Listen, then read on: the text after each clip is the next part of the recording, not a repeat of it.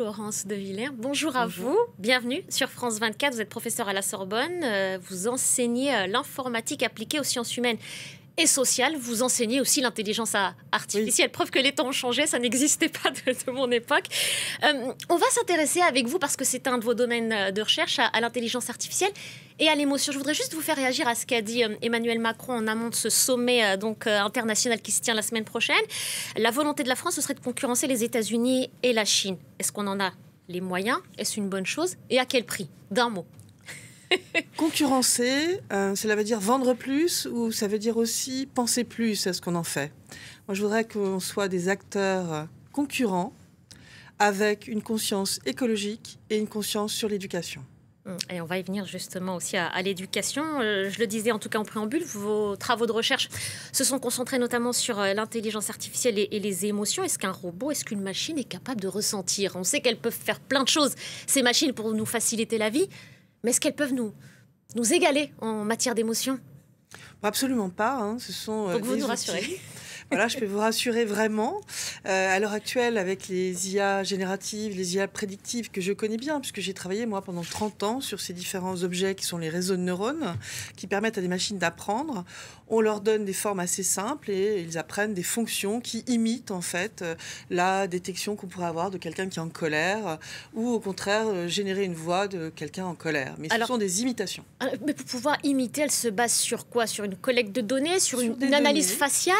Sur un timbre de voix? Alors c'est beaucoup plus que ça. Ça peut être. Moi j'ai beaucoup travaillé sur l'acoustique, donc la musique de la voix, la prosodie, c'est-à-dire la façon dont on va rajouter des formes, l'énergie dans la voix, faire bouger sa voix pour exprimer quelque chose d'émotionnel. Mais c'est aussi les gens charismatiques qui bougent beaucoup comme ça. Ils ont une voix qui varie beaucoup. Et puis le contenu aussi linguistique. Et c'est à partir de ces deux canaux, plus la rocofaciale, effectivement, plus des informations biométriques qu'on peut aller tenter de prédire quelle est l'émotion de la personne.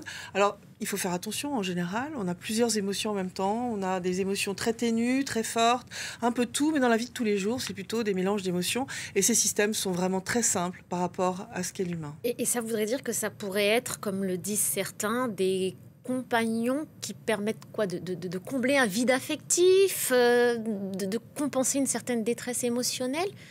Alors, il y a tout un champ, effectivement, commercial pour rajouter ces objets affectifs auprès de nous. Je pense que pour certains, c'est très louable et très intéressant pour soigner certaines pathologies, pour accompagner peut-être dans le grand âge. Mais il faut faire attention à ce qu'on est en train de faire, puisque la machine est produit en fait une imitation, comme pour le langage.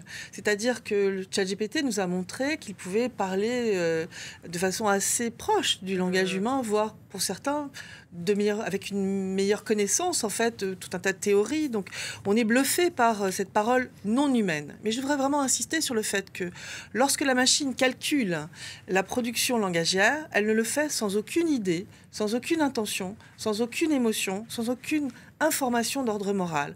Par contre, comme elle reprend des morceaux de nos textes, de nos dires, de nos paroles, eh bien, là-dedans, il y a de l'émotion, de l'ordre moral, et tout un tas de choses. Mais ce qu'elle fait, c'est un puzzle à travers cela, donc une combinaison de petits morceaux, et finalement, il n'y a pas de relation au réel.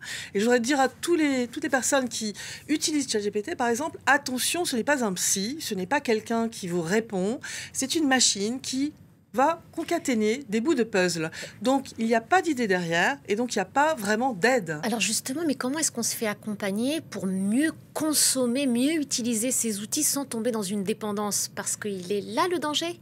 Il est là, vraiment, et je pense que moi, je suis très pro-techno, c'est-à-dire qu'on va apprendre beaucoup sur nous, sur le monde. Veolia signe un contrat avec Mistral AI pour aller vers une meilleure gestion de l'énergie, de l'eau, des déchets. Donc, on va faire des choses exceptionnelles pour l'industrie, on va faire des choses exceptionnelles pour la santé, on va faire des choses exceptionnelles, j'espère, pour comprendre mieux nos relations avec les autres. Mais s'il vous plaît, ça ne remplacera pas un humain, même si j'entends des discours comme cela de la part de Yann Lequin qui dit que demain, nous aurions un ange gardien qui va être auprès de nous pour nous donner des conseils. C'est ce que j'écris dans mon nouveau livre qui s'appelle « L'IA, ange ou démon ». Apparaître bientôt. L'intelligence artificielle ne surpassera pas donc l'intelligence humaine. Alors, attention à ce qu'on dit de l'intelligence.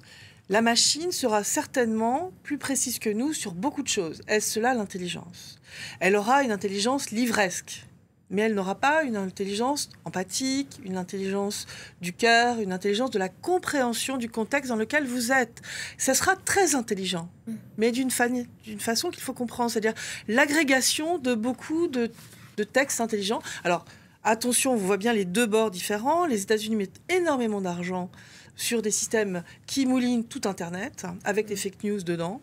Et la Chine produit un système beaucoup plus frugal, qui, à mon avis, très intéressant parce qu'il est open source et que la recherche peut jouer avec ces systèmes pour améliorer notre compréhension de ce que font ces machines. On a une voie au milieu, c'est celle-là qu'il faut prendre, avec énergie, conviction et avec un fort facteur économique à la clé.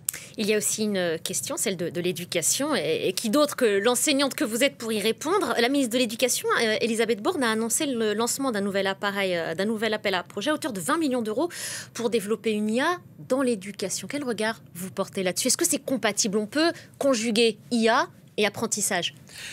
Écoutez, oui, il faut apprendre aux enfants ce qu'est l'IA. Oui, il faut utiliser ces outils pour aller au-delà dans certains domaines. Je vous prends un exemple en mathématiques. Les fonctions continues, si je les visualise, si j'ai une IA qui me permet de jouer avec cet objet en regardant ce que c'est dans l'espace, j'apprendrai mieux. Mais il ne faut pas en faire une prothèse langagière qui fait vos rédactions, qui explique tout et que les enseignants vont utiliser pour faire des examens. Ça serait la perte de repères pour tous, la perte d'intelligence collective et on irait vers quelque chose de très désagréable pour tout le monde puisqu'on cherche à faire des nouveaux talents créatifs, ingénieux, donc pitié quoi. Allons vers une éducation du sens critique.